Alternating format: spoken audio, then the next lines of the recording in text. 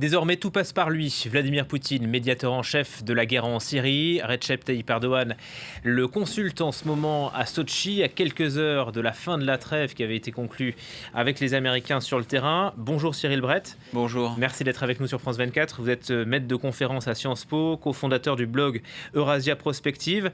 Quel est l'enjeu de cette réunion entre Erdogan et Poutine ce mardi à Sotchi? C'est le cessez-le-feu, sa prolongation? Alors, à brève échéance, effectivement, c'est le sort du cessez-le-feu qui a été négocié entre Turcs et Américains il y a quelques jours. Mais à plus long terme, c'est la recomposition complète des alliances au Moyen-Orient autour de la Syrie. Elles sont aujourd'hui en train de se redéfinir extrêmement vite. Les ennemis d'hier se sont alliés.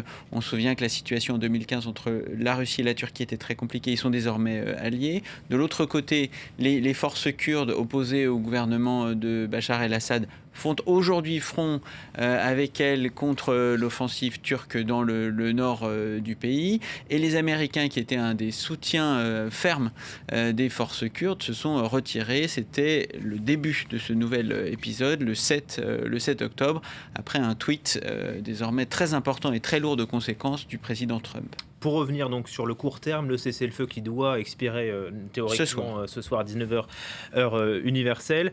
Quel est l'intérêt des Russes? Est-ce qu'ils ont intérêt à ce que le cessez-le-feu soit prolongé ou respecté, ou est-ce que les combats reprennent? En relations internationales, l'adage populaire selon lequel « les amis de mes amis sont mes amis » est faux.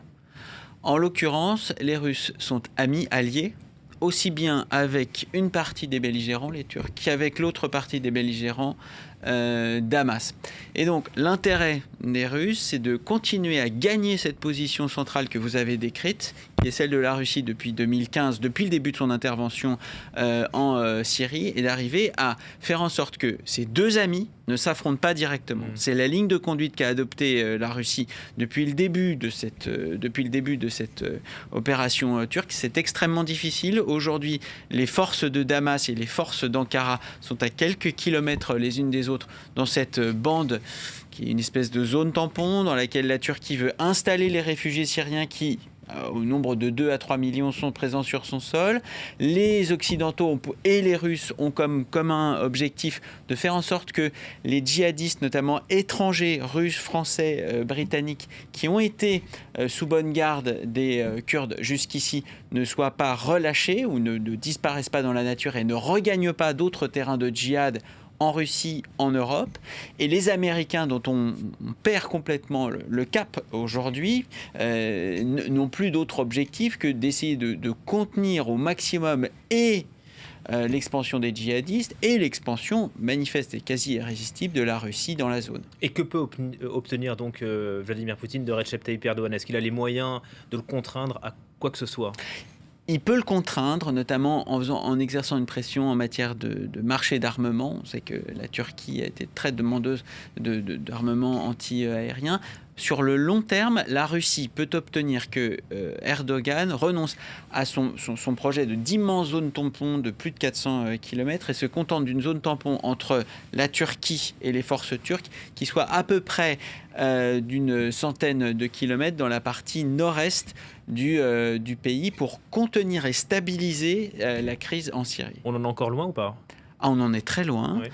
On voit très bien que la Turquie d'Erdogan est devenue insensible aux pressions exercées par ses alliés de l'OTAN, aussi bien le président Macron, dont l'offre vient d'être balayée d'un revers de main, que l'allié américain qui s'est discrédité dans cette affaire. On voit aussi que les puissances régionales telles que l'Iran et l'Arabie saoudite ne sont absolument pas enclines à soutenir, c'est le moins qu'on puisse dire, la Turquie. Et la Turquie est engagée dans une espèce de cavalier seul, d'autant plus dramatique que plus aucune force de rappel économique, militaire ou stratégique ne s'impose à lui.